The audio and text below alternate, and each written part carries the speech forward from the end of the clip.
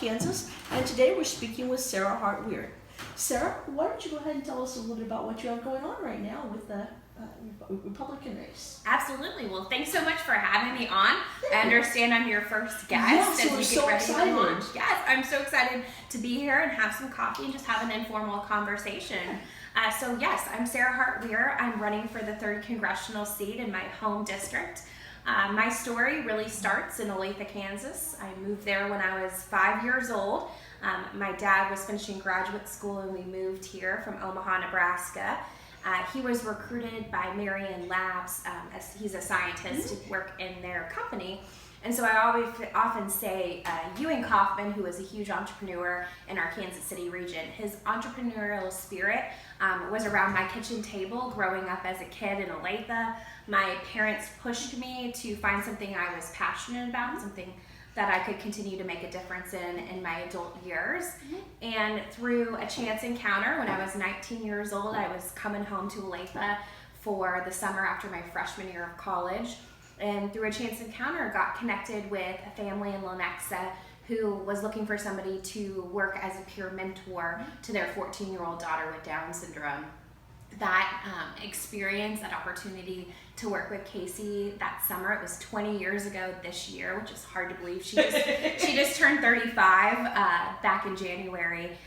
Really opened my eyes to how government, how our federal, our state, our local officials should work to positively impact people with disabilities, our most vulnerable in this country. And that's what really set my career path to becoming an advocate. But eventually, as many people know, I just recently was the CEO of the National Down Syndrome Society, the world's largest organization dedicated to fighting for the human rights of people with Down syndrome, their families, caregivers, and really anybody that touches the lives of people with Down syndrome in this world. I love that. So basically what you're telling us is that you're coming from not a political background, but a slight outsider. You're coming from an advocacy point, so you've been dealing with the government, but you've also been dealing with the business side as a CEO.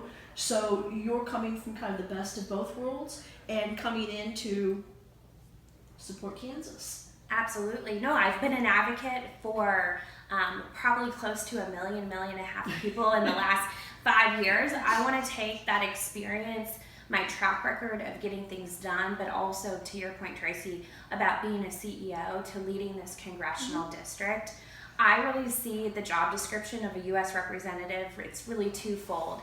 It's managing a fantastic team who's leading constituent services for every corner of this district, Wyandotte, Johnson, and Miami counties.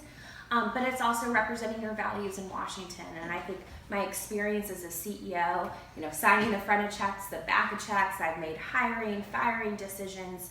I've been held accountable for my fiscal performance. We should have the expectation of our country's leaders to do the same. And I solve problems every single day. Some are small and some are large. And I think my values, the way I was raised here in the district, my public school education, having family as the center of my being, really makes it so that we put a Kansan in Washington representing us, not somebody like Sharice Davids, who really isn't from here, doesn't really represent our Kansas way of life. And so when she beat Kevin Yoder in 2018, I started to strongly consider, what it would need to run for this seat where I'm from. Well, we appreciate that. I know that Kansans do appreciate when their own people come forward and want to do what it takes, regardless of what it is, to make Kansas a better place. Absolutely. With coming from the advocacy with the Downs and things like that, I know healthcare is the forefront right now, and there's a big debate on public versus private healthcare. Do you want to maintain control of your healthcare like we did years ago, or do you want the government to maintain control of your healthcare? And I'm sure with special needs children and adults, and especially with Down syndrome, because we know that problem has been solved in other nations. And how does that fit in with your advocacy and your background to national health care? Oh, I love that question. Healthcare is by far and large the number one issue in this congressional district. As I travel to every corner of the district, this is the number one topic that comes out. And so I've talked about it a lot because I have a background in healthcare, a master's in public policy, focused on healthcare. My whole family's in healthcare, except for my mom. She's a successful real estate agent, but my dad runs now the Institute for Advancing Medical Innovation at the University of Kansas. Oh, so awesome. as we talk about the need to promote innovation, we're having that very discussion around developing the vaccine for the coronavirus. My dad develops therapies and treatments for cancer and rare disease therapeutics within the university, and we spin them off, or he spins them off rather, into companies in the Kansas City region. He has the first, very proud of him, it was in the Business Journal not too long ago, the first drug in development for bladder cancer in almost 30 years. Oh, that's amazing. So we talk about the need for medical innovation in our healthcare system. I have 2 younger brothers. I'm also very proud of them. I'm the oldest. My middle brother has the coolest job out of the entire family. So he's the athletic trainer for the Green Bay Packers. Oh, So we see him on TV every Sunday. And then my youngest brother actually is a radiation oncologist at the University of West Virginia. He and I talk about the need, to consolidate and look at better ways to streamline the residency process for highly trained, skilled physicians, because we need people like my brother who have 16 plus years of medical education and training to take care of patients, to open up access, and to make sure that we have a private sector competitive healthcare system. So I talk often about, on the campaign trail, about how we need to reduce the cost of health care and how that health care is delivered, but how do we also reduce the cost of healthcare insurance? They're 2 different things.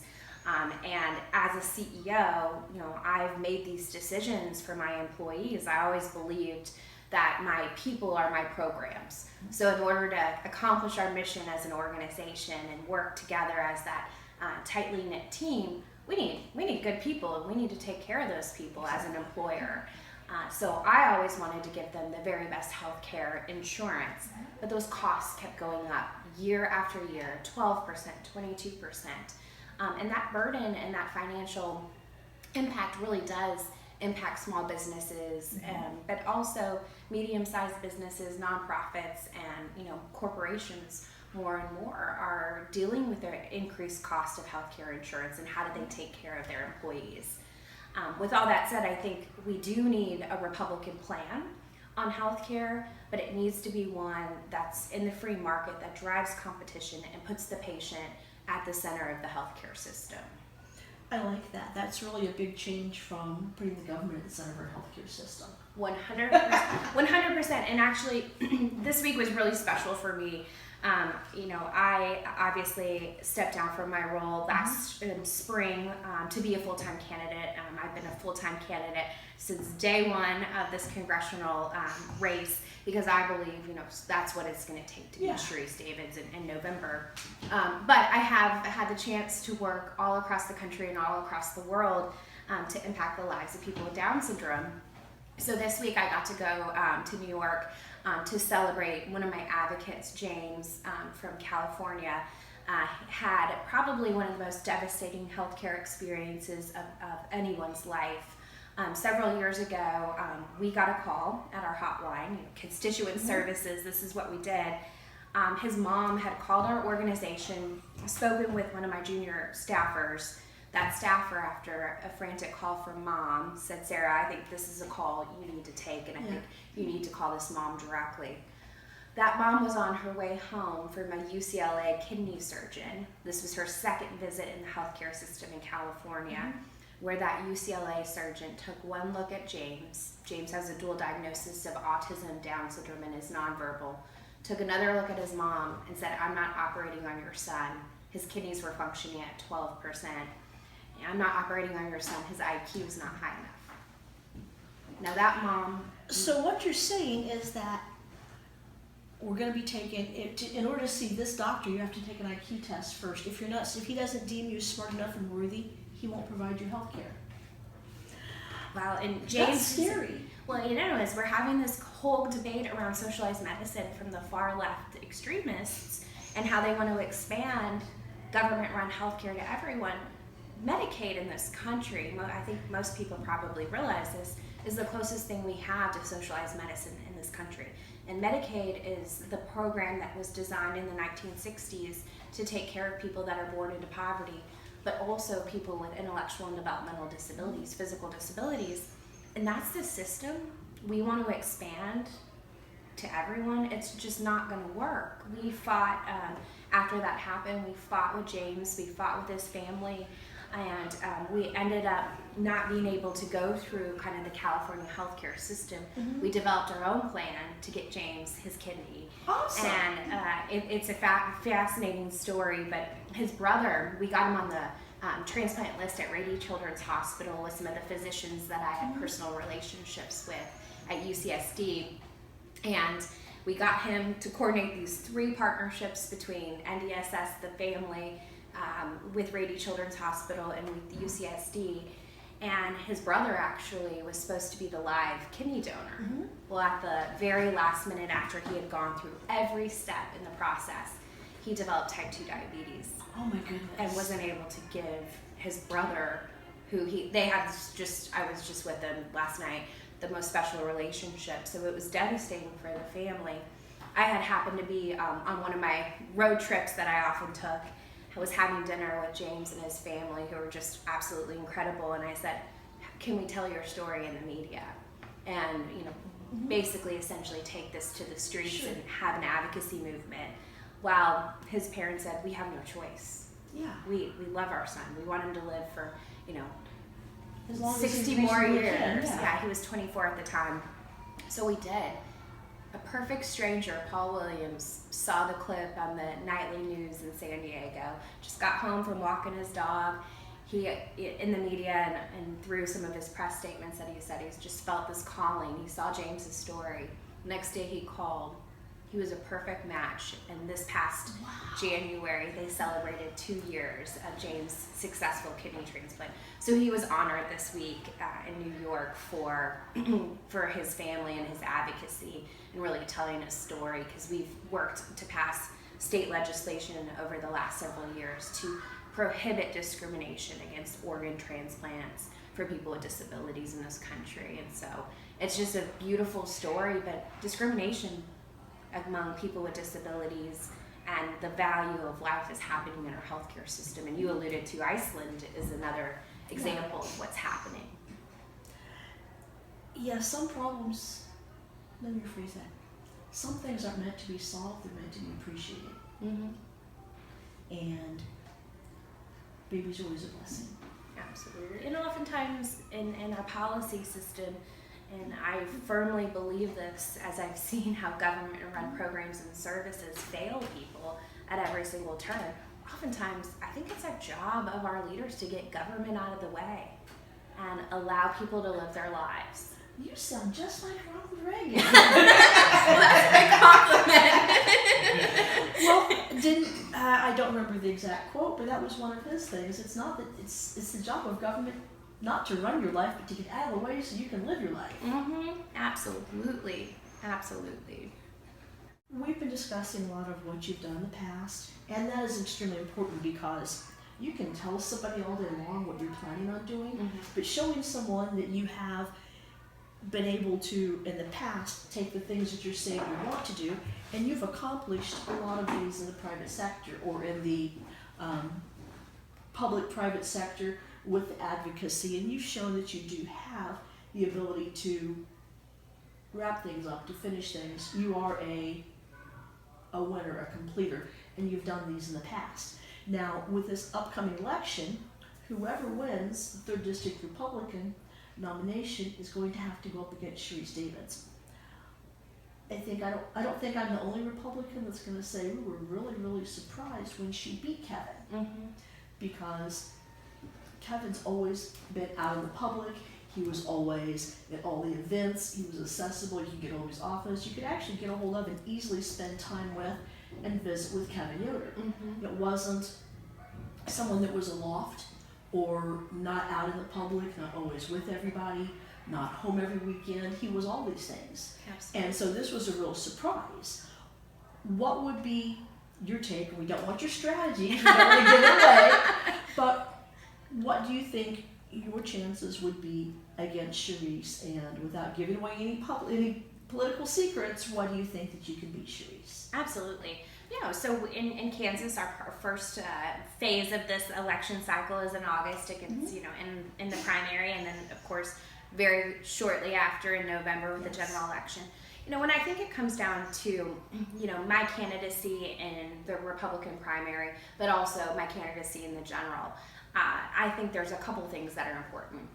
In this race, I'm the political outsider. I have no affiliation with other elected officials in the state of Kansas. And so as President Trump has talked about a lot since 2016, since he was elected, about draining the swamp in DC. I've worked around the swamp, not in the swamp. I haven't been involved in any of the special interests or any of the, kind of outside influence to make a difference. Mine has always been, getting people to the table. I've always led with this notion, if you're not at the table, you're on the menu. And my job, I like that. Thank you. My job was, to put my organization at the table, and we did a really good job. And, we haven't really gone into my work on the ABLE Act, but the ABLE Act is a perfect example of an idea that grew around a kitchen table by 5 of our parents in the community who were complaining about the inequities that exist in the system.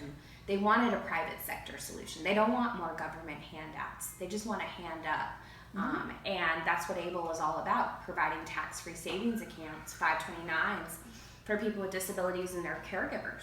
We passed that legislation with 85% of the entire Congress. I often say we got Bernie Sanders and Jim Jordan. I know you're going to spit out your teeth on the same bill, and that was 5 years ago. And that was nothing more than, it was a really good idea. It was really good policy, and it allowed American families to save in 529s and private sector tools to partner with outside companies to do that. I think that resonates with people on both sides of the aisle, and so I think that's a really important story. And as we talk about bringing more suburban women back to the Republican Party, they want to see Congress work. They want to see, essentially, our elected officials, work on the same team. And so I think that's really important. I think turning a new chapter in Kansas politics is important, and not just from, folks that have been running in Kansas and connected to the kind of Kansas political establishment, if you will. People want to see people that have real world experience, step up and lead. And I think the second part of that is, while we talk about what's happening with the far left, with, you touched on it with socialized medicine, the Green New Deal, free college, basically anything free, 70% of people in my generation think that socialism is acceptable. And I absolutely do not. I grew up in Kansas. I grew up with hard work and my parents pushing me, to put all that I can to achieve my goals and my dreams. We want that for everyone, but that doesn't come with free. And so I think my generation really needs to step up. And, the third thing is I was the first candidate in the Republican Party to support term limits. And that was my next question when you talk about draining the swamp. Draining the swamp. I think, the biggest problem we have in Washington right now is career politicians. And there's 100%. No greater example of what we just saw with this partisan impeachment process than the number of elected officials who've lived through Nixon, through Clinton, and President Trump's impeachment process. It was mind-blowing to me that so many people had been up there for decades on decades. And so, I'm 38 years old. I'm raising my hand and putting my name on the ballot this August because it's time for a new generation of leaders to step up. I agree 100%. Not so much even a new generation as in age-wise, but a new generation as in experience-wise. We need fresh ideas. We need congressmen and senators that are going to be coming back in 8, 10, 12 years and living amongst us on the same laws, with the same laws that they just passed. Exactly. They need to be held to the same standard. Exactly. If they're coming back to the community and going to new jobs and things like that, and new fresh ideas and faces are in Congress, then they can still come back and use the prior politicians, use the prior senators and congressmen and women, and support, learn from, teach, but still have the fresh ideas and the new. So you've still got the old and the new concepts, you've got the experience, because when someone's out of office, I can guarantee you if you go to Kevin Yoder and say, hey, give me some ideas, I'm brand new in this, tell me what worked for you, help me out. And so just because someone's no longer in office doesn't mean they're no longer beneficial for the new candidates. I think, Tracy, you're spot on with that. We need to lean on others that have walked before us. Yes. Regardless of philosophy or political differences, I think that's vitally important. I've done that with Mr. Yoder, with Kevin, several times in the last, year or so. But I'm very fortunate. One of my mentors, one of my friends, somebody I've looked up to for the last 13 years, is a woman named Congresswoman Kathy McMorris Rogers from the Spokane, Washington area. She's one of the first people I reached out to when Kevin lost to have a conversation with her. She has a 13-year-old son, Cole, with Down syndrome, and so she thought we were sitting down to have lunch to talk about priorities for 2019, 2020 for the organization. I had a different agenda, and I kind of led up to it and said, I grew up in Kansas, and I want some career advice. And she said, you can't leave TDSS. You're one of my only conservative allies in the disability community. But I said, well, I'm from Kevin's district, and that's where I live. And she said, okay, you're running for Congress. So she's been really just somebody I've leaned on through this process. She's come out and endorsed me, in addition to probably 11 or 12 current U.S. representatives, senators Excellent. that are supporting my candidacy. Kathy was the one that I had a prior relationship with, but these other representatives and organizations that have endorsed my campaign have endorsed me and supported me, gotten to know how I'm running my race. I'm running a race that's focused on running one in 2020, not 2010. And they know at the end of the day that I'm the only person in the Republican primary that can beat Sharice Davids in 2020 in November. Excellent. Well, it sounds like we've covered a lot today. Yes. And I know you've got your website and you've got everything else set up. How can people reach you or reach out to you if they want more information or if they want to volunteer for your campaign? Wonderful. Yes, we have our website. It's www.saraforkansas.com. It's Sara without an H. Thank you. You got to put that in there. Exactly. So definitely visit our website, all of our social channels.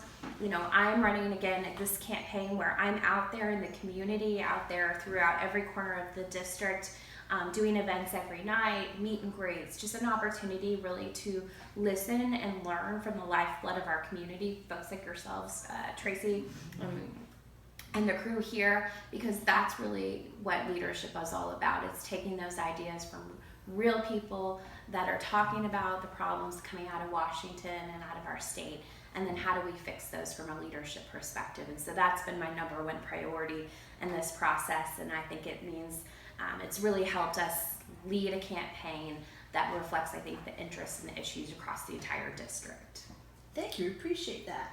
And as a sidebar, I can already tell you from personal experience that Sara's very easy to get a hold of. She's very easy to talk to, and when you reach out to her or to her staff, it may take a day or two because they're extremely busy, but she will get back to you. And so if she'll get back to us now, she'll get back to us and when she's our new Congresswoman. Thank you very much. Thank you so much. I appreciate it. Yes. And thank you. You are an initial interview for I'm all so of our honored. candidates, and I'm so excited it was you. Thank you very much. And so this is Watch Kansas with Sara for Kansas.